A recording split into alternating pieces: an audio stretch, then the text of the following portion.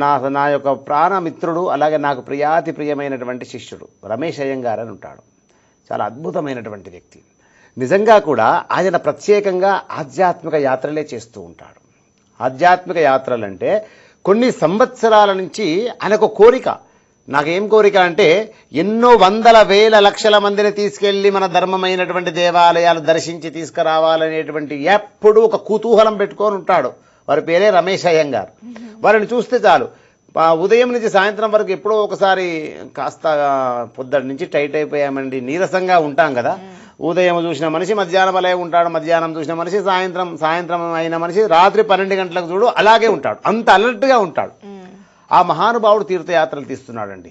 చాలా అద్భుతంగా తీస్తాడు. ఎప్పుడు తీర్థయాత్రలు ప్రారంభించినా కూడా గురువుగారు నేను ఈ సంవత్సరం ఈ తీర్థయాత్ర చేస్తున్నాను, వచ్చేటువంటి భగవద్బంధువులకు ఇంత కష్టం కాకుండా ఈ యొక్క యాత్రలో అద్భుతంగా మీ ఆశీర్వచనంతో గొప్పగా జరగాలి అని అంటాడు. అందులో నాకు మిగిలాలే అనే ఆలోచన ఉండదు. సరే, కష్టపడుతున్నాడు భగవంతుడి దయ వలన, ఎవరు ఊరికే కష్టం చేయరు. ఆయన వృత్తిపరంగా అది కాబట్టి కష్టపడ్డప్పుడు భగవంతుడు ఇచ్చేది ఇస్తాడు అంతే తప్ప మామూలు తీర్థయాత్రలు చేసేటువంటి వ్యక్తులు ఉంటారు కదా, వాళ్ళలాగా ఇతను మోసం చేయడు. నిక్కాచిగా చెప్తాడు ఏదున్నా అంతే. ఒక సోదరి, ఒక బంధువు, ఒక సోదరుడు, ఒక అన్నదమ్ముల్లాగా తీర్థయాత్ర తీసుకెళ్తాడు, ఎంబడి ఉంటాడు. అది గ్రేటు.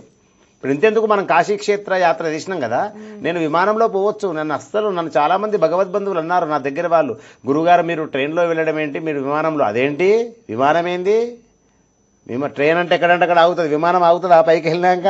అలా కాదు, భగవద్బంధువుల సమక్షంలో వెళ్ళాలి నేను, నా కోరిక అది అని అలా నేను బాగా పోట్లాడి ఎంబడే వెళ్ళడం జరిగింది. అలాగే రమేష్ అయ్యంగారు కూడా ఎన్నో పుణ్యక్షేత్రాలు. ఇప్పుడు ఈ మధ్య ఒక అద్భుతమైనటువంటి పుణ్యక్షేత్ర యాత్ర, పంచక్షేత్ర దైవ కళ్యాణ రైలు యాత్ర, దాని పేరు పంచక్షేత్ర దైవ కళ్యాణ రైలు యాత్ర. మామూలు విషయం కాదు. పంచక్షేత్రాలవేవి ఒకే యాత్రలో 5 పుణ్యక్షేత్రాలను సందర్శిస్తూ ప్రతి క్షేత్రంలో ప్రత్యేకంగా ఏర్పాటు చేసే వేడుకల్లో దేవతా కళ్యాణాలలో పాల్గొనే అద్భుత అవకాశం కల్పిస్తున్నాడు.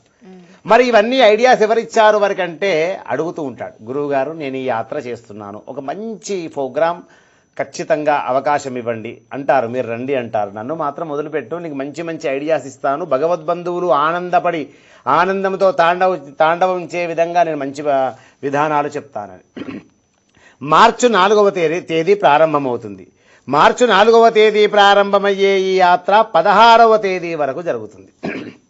16వ తేదీ ప్రయాగ్రాజ్, కాశీ, జనక్పూర్, అయోధ్య, నైమిషారణ్యము, మధుర క్షేత్రాలకు తీసుకెళ్తున్నారు.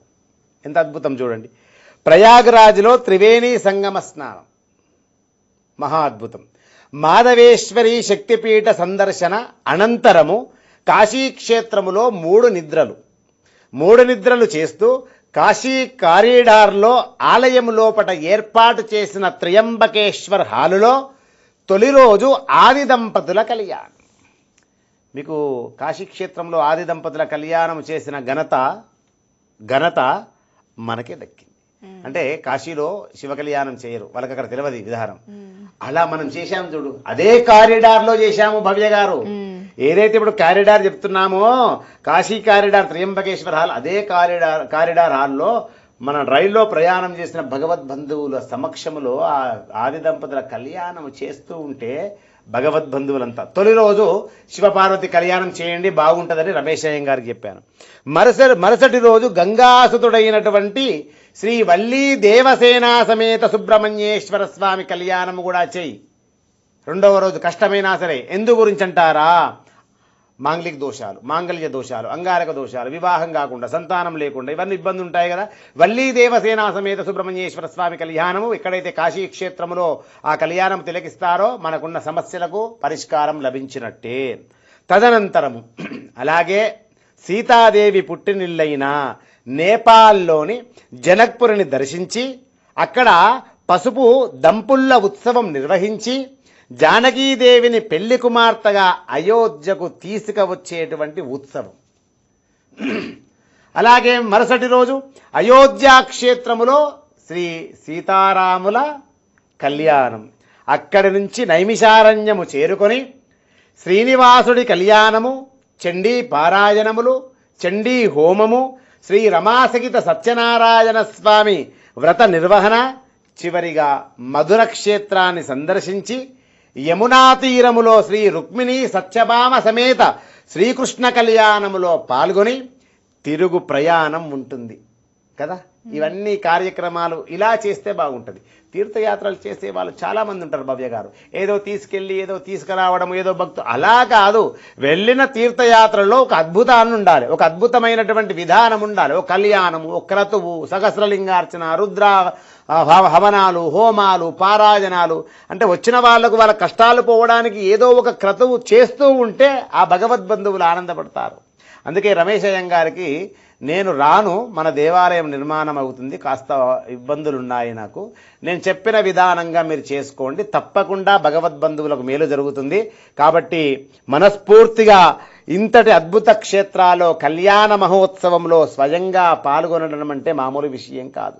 కాబట్టి భగవద్బంధువులు నిజంగా కూడా కళ్యాణ మహోత్సవాన్ని సందర్శించి దర్శించుకోండి.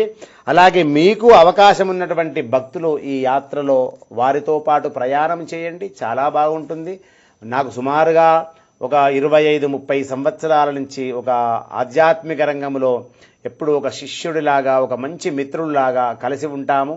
ఇప్పటి వరకు ఆయన వెంబడి పోయినటువంటి యాత్రలలో ఎవరికి కూడా ఇంత ఇబ్బంది కాలేదు. ప్రేమ, అభిమాన, ఆప్యాయత, అనురాగాలతో మాట్లాడతాడు. కాబట్టి మీకు రమేష్ అయ్యంగార్ తీర్థయాత్రల గురించి మన హిందూ ధర్మం ఆధ్యాత్మిక ఛానల్లో బగ్గు కూడా వస్తుంది అనుకుంటున్నాను. తప్పకుండా వస్తుంది, మీరు ప్రయత్నం చేయండి. జై గురుదత్త. ఆశీర్వచనం.